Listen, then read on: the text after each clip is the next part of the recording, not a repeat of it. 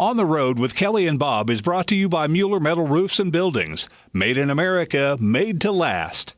Coming up on this episode, I'm all about, the 50s theme, the red lipstick. I don't like the way women dress today. I like the nostalgia, feel, the look.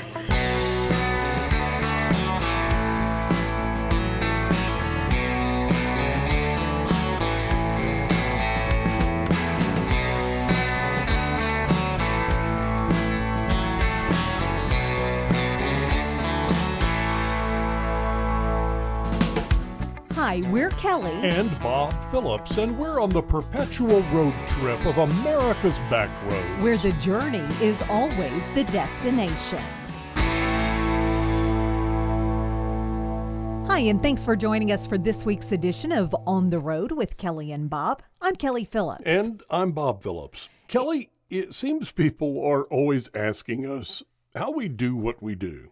Well, it's just about as simple as it sounds. We hear tales about this or that, things that catch our attention, spark our curiosity, and sooner or later we head out for a visit. Those things we find to be most interesting usually have to do with a person more often than a place or thing. Folks who are doing something out of the ordinary, people with passion for whatever it is they love, or almost anything, really. Now, we never just go from point A to point B to tell a story. We like to take our time getting from here to there, see the sights along the way. And that is how we often find those unintended stories that, they just happen. Those little gems that pop up when we least expect them. Those stories we never intended to tell, but that we wouldn't miss telling. Just like the one the other day on the bottom side of the state of West Virginia.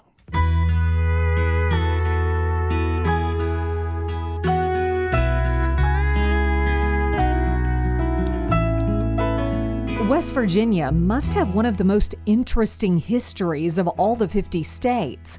At the start of the Civil War, it was part of the state of Virginia, but Southern Unionists, citizens of Virginia that did not support secession from the U.S., were looking for a way out, the ability to stay in the place they called home while not becoming part of the Confederacy. The answer was to carve Virginia into two separate states, Virginia and West Virginia, of course, and in 1863 the latter became the 35th state admitted to the United States of America. When you visit West Virginia, the first thing you will notice is the abundance of hills, mountains, and trees. To put it simply, this state is beautiful. Part of the reason famed musician John Denver sang the words, "Almost Heaven, West Virginia." At first look, it's true. But the real secret to discovering the beauty of this state is to get off the highway and take the back roads, winding two-lane routes that cut through those mountains and hills, uncovering those places that you can't see from the interstate. Places like Bramwell. We pulled off Route 52 and wound our way down into this tiny town that is situated along the Bluestone River, where we were immediately struck by an unexpected sight. Several large mansions, giant homes built along and into the hillside. What in the world is this? Bramwell, West Virginia is a very unique town. It's listed in the National Historic Register, including this building here. Every home in this town is listed in the National Historical Register. In the turn of the 19th century, it was the richest town per capita in all the U.S. The bank, which is catty-corner from the corner shop, was one of the richest banks in the U.S. The reason is because coal, and there were coal barons that owned the coal companies. It was a booming time, and it was a high-quality coal, low sulfur, so it was in big demand. And a lot of the mansions here in town, there's millionaires that lived in this little town. John Husband told us this town and all its mansions were built on the backs of the West Virginia coal miners. This is not where those miners lived, of course, but it did become the home of many of the people who profited greatly from those mines. We've only have one home that still has a descendant of one of the millionaires. That's This home that's across the street from here, it's got a green roof. It's an all copper roof that turns patina green after a period of time, and it's the first all copper roof built in the U.S. The brick that it was built from came from England. The mansions here are just unbelievable. And is that a descendant Yes. of one of the coal barons? Yes, Cooper was his name.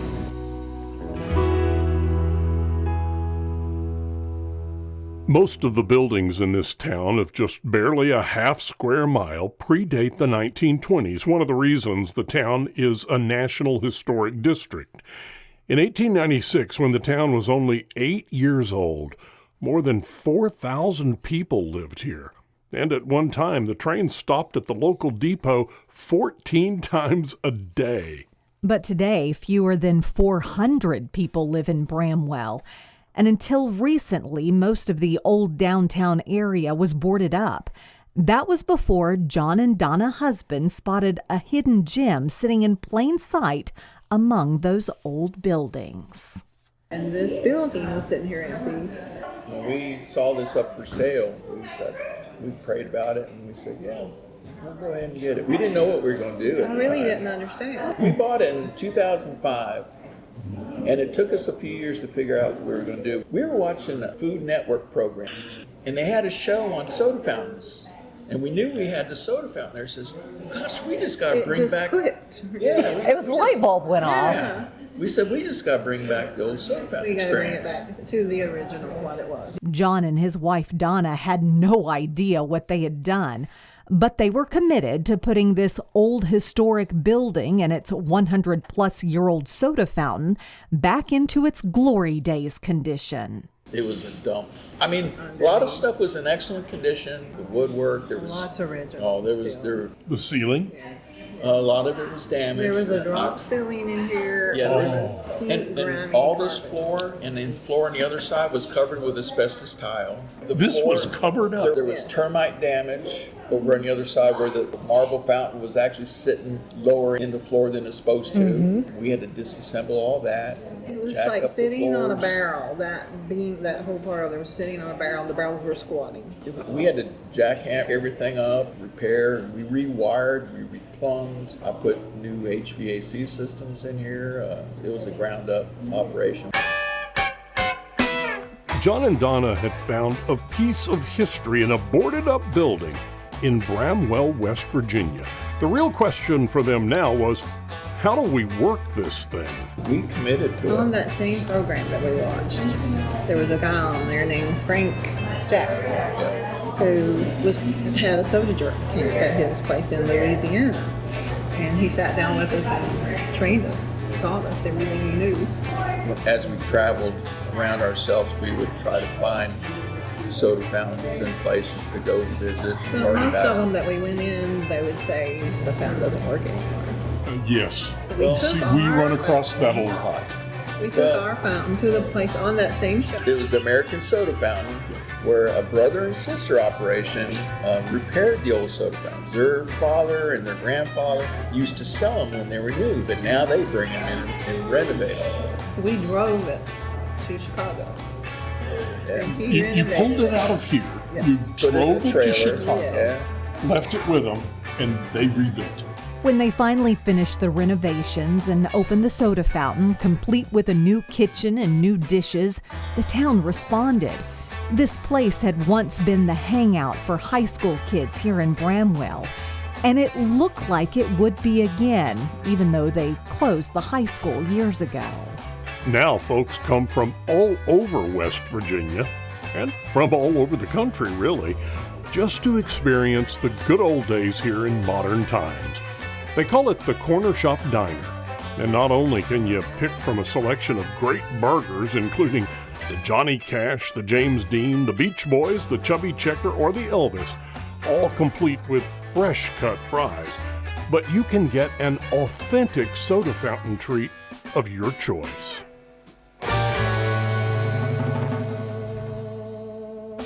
It's a magical trip back in time that you won't find at the mall or even your nearest strip center cafe. And just the idea of this place seems to be quenching a thirst that some people have had for a long time. What is it about a soda fountain shop that people love, that people are drawn to? There was a special nostalgia about it, and the soda jerk, that was their nickname. You know why they call them soda jerks? No. Well, I'll have to show you on the fountain, but there's three positions. There's an off, there's a full flow, and then forward. After you get it nearly full, you jerk it forward and shoots a jet stream into your cup and it stirs it up. They had this motion here, so that's why they call them soda Soda The more we jerks. learned about that, about soda jerks and soda fountains and the lingo, and we just wanted to get back. It's history. That's our history. I mean, look at the movies and TV shows Yes. that have either been about or included Yes. Oh yeah, a soda fountain. It's part of our American history. it's our part of heritage. culture. Yeah.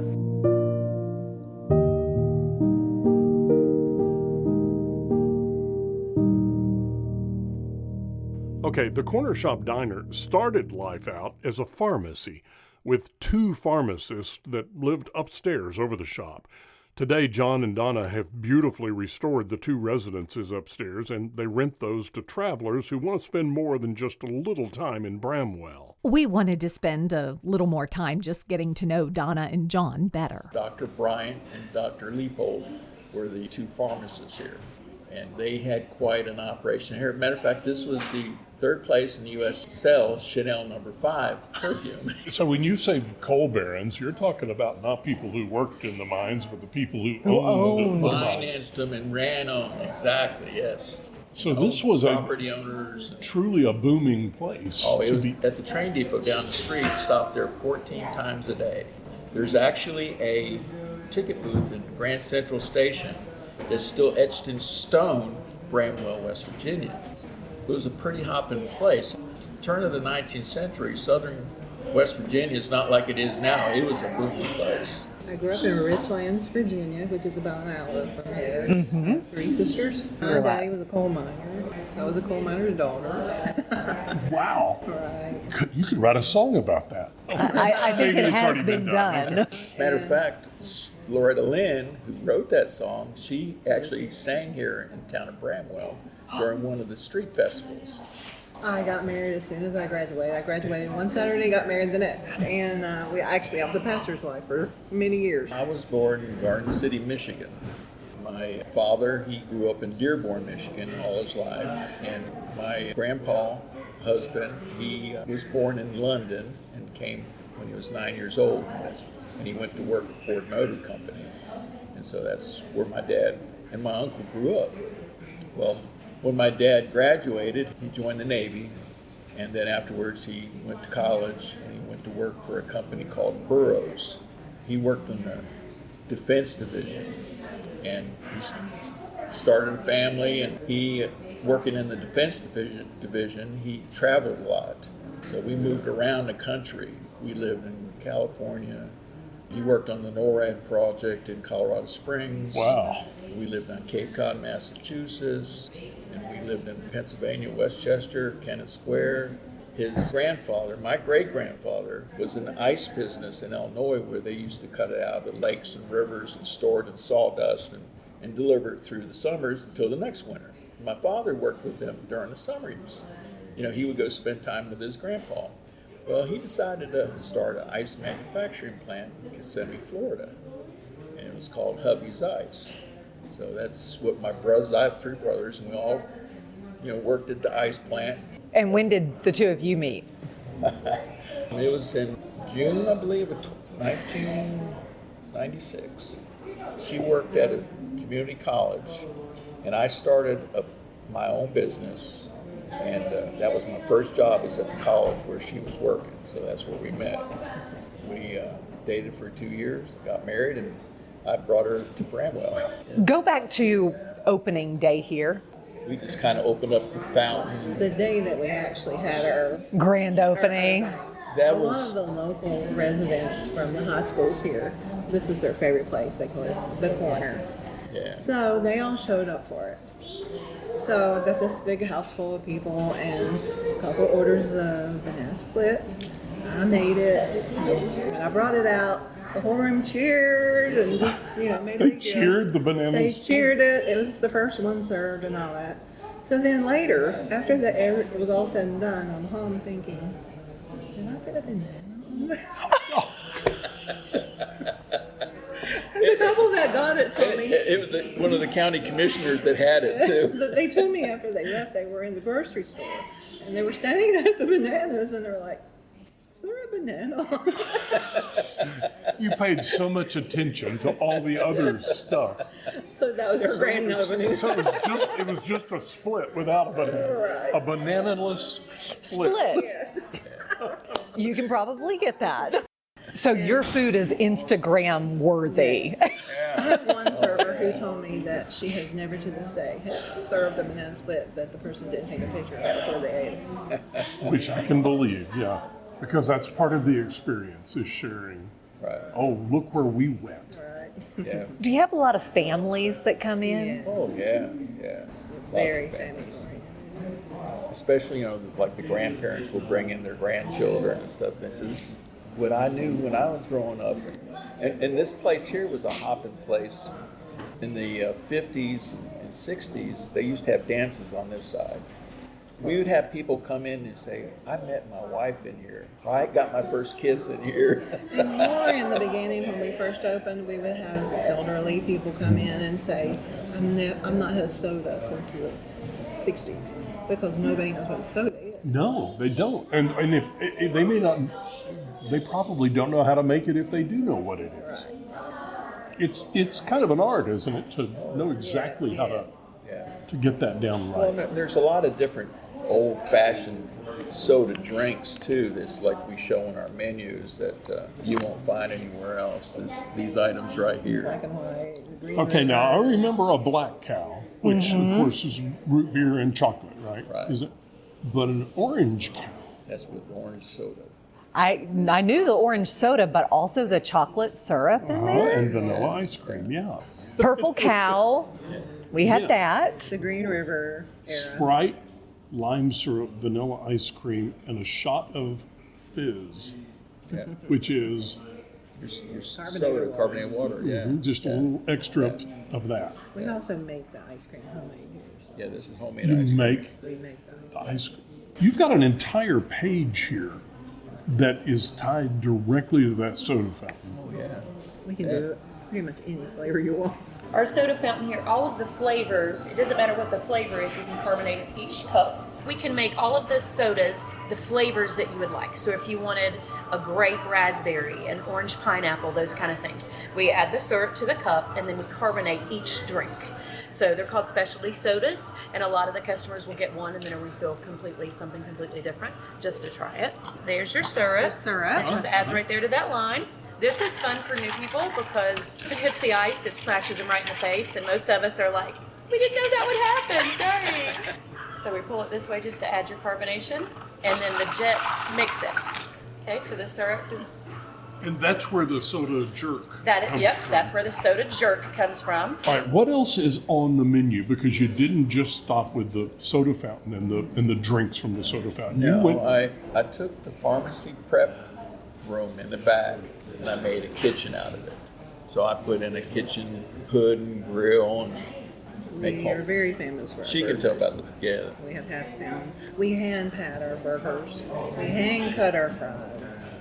It's all fresh cut fries. There's just this Johnny Cash. We started out as it was a Millionaire burger, and then we added Johnny Cash to that. So it's just a half pound burger, but like I said, it's hand patted. Everything's fresh and handmade on the grill. And then we added the James Dean, which we deep fry the jalapeno peppers that goes on it. We made a special James Dean sauce that goes on it. And then we've just kept adding as the years goes by, and we've added the Beach Boys, which just got pineapple and teriyaki sauce. Ooh. And then we the chubby checker. We make our own mac and cheese that goes on that. And the Mickey Rooney is our mushroom. We made a special sauce for that. of course, you've got an Elvis burger. You got to have that. Yeah. That's, yeah. And the Happy Days hot dog. Yes. A lot of people request that, I'm And sure. it's kind of West Virginia hot dog is mustard, chili, and Slaw. Yeah. You've got the Duke, which is a chili slaw burger. Yeah. Our Mountaineer pepperoni roll. We won a little trophy last year because we were voted best. And the pepperoni roll is a thing here. Oh, it's a very West Virginia thing. And Yeah. it's very competitive. Everybody has their own Oh, they pepperoni do. roll. We won the contest. Well, there you go. So you must have the best pepperoni roll. Well, we do one thing beyond what everybody else does. She deep fries her pepperoni rolls. Surprising dessert, how many too. people get desserts and milkshakes here. Probably not a good idea to try to diet if you're going to eat in here a lot, right? So do you consider yourself a destination? Oh, absolutely, yes. That's actually was our intention, was to make this a density, because we're in the middle of nowhere. I mean, it's not. It's not easy in the to get here. metropolitan area. Yeah. It's a windy So, road coming Our in. trail riders tell us that they plan their trip around our hours and days so that they can come here. The trail that they are referring to is an interesting thing all by itself. The state of West Virginia has capitalized on its beauty and its history and opened up a whole new kind of tourism that seems to be working out very well for places like Bramwell. The Hatfield-McCoy Trail is actually run by the state of West Virginia. And what they do is they go to landowners. A lot of these lands are coal mine properties, they're timber properties. A lot of it is owned by North Fork and Southern. And they basically go to them and say, hey, we'll take the liability off of you as the landowner, and we will take care of the trails, make sure they're groomed and taken care of. They actually have police officers that run the trails. They have various headquarters for each of the different trail systems. It's become quite an operation. There's probably 200 to 250, maybe more, miles of specific trails that is run by the Hatfield-McCoy Trail System. And it comes through here. We have a trailhead just outside of town, and they can drive their ATVs right up to the back door. The Hatfield-McCoys, you can see movies and programs about the Hatfield-McCoys, and it was in southern West Virginia, where they had their feud. And there's actually, I know people who are actually relatives to the Hatfields, or the McCoys are more towards the Kentucky side, but I've met a few relatives of the Hatfields here. But it's ionic for southern West Virginia, so that's why they named it the Hatfield-McCoy. Yeah. But here's a funny thing. When we first started out, we're in this tiny little town. Nobody's going to come. It was a dead town when we opened up. So we started out Victorian, because we were Victorian soda fountain. And I was doing tea parties, and little ladies with the red hats were coming in for tea parties and all this, and I had the whole setup. And then one Saturday, and we're having a tea party, and all the ladies have their gloves and their hat, and the four-wheelers start coming in, and they've got dirt coming all over. Or the trails started taking over. Yeah. So we get so much people from the trails. So we kind of went more towards the diner. We put a stage in here too, and we have live entertainment here. And, we started we started pretty heavy, having a lot of live entertainment. So what's happened with Bramwell since you guys opened? Have you seen any? Have you spawned any other? Yeah, there's actually, we have two other restaurants here in town now. We have the Honeycomb, which is a breakfast lunch place where they specialize in pastries. They have a lot of coffees there, and they serve some breakfast lunch meals, as well. Mexican restaurant. We have a Mexican restaurant, which is supposed to be authentic Mexican, but When we bought the building, it was just a totally asleep town, wasn't it? Yeah. I don't think there was a single business. Are you glad that you bought it and have created what you have? Yes. oh yeah, Most everybody tells us that we help the town come back alive. Well, I can see it, but you guys took a real leap of faith here oh yeah. to do this. Yes. How hard is that to? I think my dad put that in me. Because, he was in business. He stepped out. He had multiple businesses besides the ice company. So, working with him and him mentoring me as far as, being in business. Do you guys have any advice for anybody else who wants, maybe they've thought about, I think I want to do my own thing. I've got that entrepreneurial spirit, but I don't know exactly how. Do you have any advice for people that want to? My advice is, and this is one thing that my father taught me, is you need to have your own niche. Don't try to do what somebody else is doing. Find a special niche that nobody else has. And this obviously is one of those. This is Mandy, our manager. All right, what are we going to order here? Mandy, what do you recommend? If we're going to do a burger, for instance, what's a good signature burger for people? The Beach Boy Burger is my personal favorite. The teriyaki and the grilled pineapple. Top selling besides that would be the James Dean. Was there a lot of memorabilia in the building? Yes. Really? There was a lot. The registry. That's the original registry. There was a lot of interesting stuff we found in this building. Back then. Oh, and one thing too, the safe was booby trapped. The safe had these glass cylinders in them that had some sort of noxious gas in them. And I was wanting to change the combination on it, and I took this cover off, and I found those two tubes. And I said, what in the world are these glass tubes? And they had a wire wrapped around them, like, if somebody did something wrong, it would break them. But I had the DEP come and dispose of them because it was a very dangerous gas. Maybe like World War I type gases in a liquid state. You would have known had this thing. He said it would empty this place out. And then our favorite part, our food arrived. You're trying the Beach Boys burger here. This is what I would call dripping good. They're so good. It's so good. It's juicy. The teriyaki is made here too. Oh my! It's homemade teriyaki. Yes. I've got my Elvis burger over here.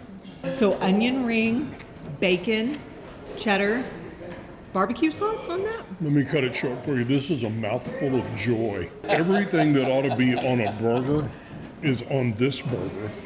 The bacon is crisp. It's got a crispy onion ring on it. The beef is really good. You use good beef. You don't use the cheap stuff. One of our favorite parts of our visit to the Corner Shop Cafe was meeting the general manager, Mandy. She truly seems to be the glue that holds this place together. I tell people to work here, you've got to be able to dance. Today, very low key. The sun's shining, but nothing really happening. Tomorrow, the sun can be shining, every seat can be full, and there's no rhyme or reason. We're within 10 miles of the trailhead, so we're a vacation spot. You don't know who's on vacation. So today, we might just have a couple local tables. Tomorrow, I could have Hawaii to Canada in here, and you're dancing. Like if I could put roller skates in here, we'd have roller skates. So it is a lot of fun. But is it satisfying? It's more than satisfying. But I'm, again, extra. So I'm all about, the 50s theme, the red lipstick. I don't like the way women dress today. I like the nostalgia, feel the look. I absolutely, yes, I love it. Love it, love it, love it. I've coached high school cheerleading for a long time, and my high school cheerleaders have all worked here. My kids, all of their first jobs. We're here. Yeah. You want a job, you can wash dishes. That's where they all start, and some of them have worked their way up to be able to do anything and everything here. Some of them still just wash dishes. We listen to Elvis every day, all day. We get to play 60s, 70s, 80s, 90s genre. Great. It's amazing. What a place to work, huh? It is a lot of fun. It is hard. When it's busy, it is hard. Tell me what we have here, Mandy. All right, so your yellow is the banana pudding. Mm-hmm. That's the one with your real vanilla wafers in it. All right. This is your mountain mudslide. Mountain mudslide, which is? It is actually the one that won us #1 milkshake, but it's got caramel, marshmallow cream, chocolates, chocolate brownies. It's vanilla based. It's got walnuts. Okay. You have a little bit of devil in you. I just want you to know for even offering she that. She made up. it. Okay, it's your fault. So that's this is the Cookie Monster. Again, that was made as a seasonal, and it became like a top seller. It's blue, so people think it's for kids. Sell it to adults all the time. This is more than just a job to you, isn't it? Yeah, I love it. I really do love it. Are you in heaven when you? I love people. I love meeting new people. The Bramwell High School was known as the Millionaires.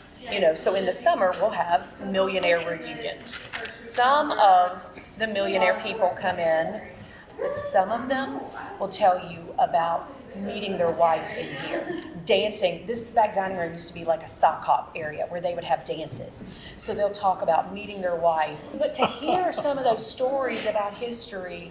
Having gone through all of this, buying the building, getting it up and running, all the refurbishing everything, and then to where it is today, how does it feel to you guys when you look at what you've done? Really, are pleased with the way it turned out. But it's also, very unexpected. We had no plans of doing It that. just kind of come together as, kind of a growing big group as we went along. We've just gone through so much until we actually found the niche. And you found it. We found the niche. Yeah. And you've spawned more growth in this town. And that in itself has got to feel good to know, what you've done for the community. It really does. Almost heaven, West Virginia, Blue Ridge Mountains, Shenandoah River. And as always, we want to thank you for joining us for this week's edition of On the Road with Kelly and Bob. New episodes drop every week. A big thank you to our sponsor, Mueller Metal Roofs, Metal Buildings. We continue to travel the back roads of America. You can listen to On the Road with Kelly and Bob wherever you get your podcast, or better yet, download that free Odyssey app. Listen anytime, anywhere. Country roads, all my memories gather round her. Miner's lady, stranger to blue water.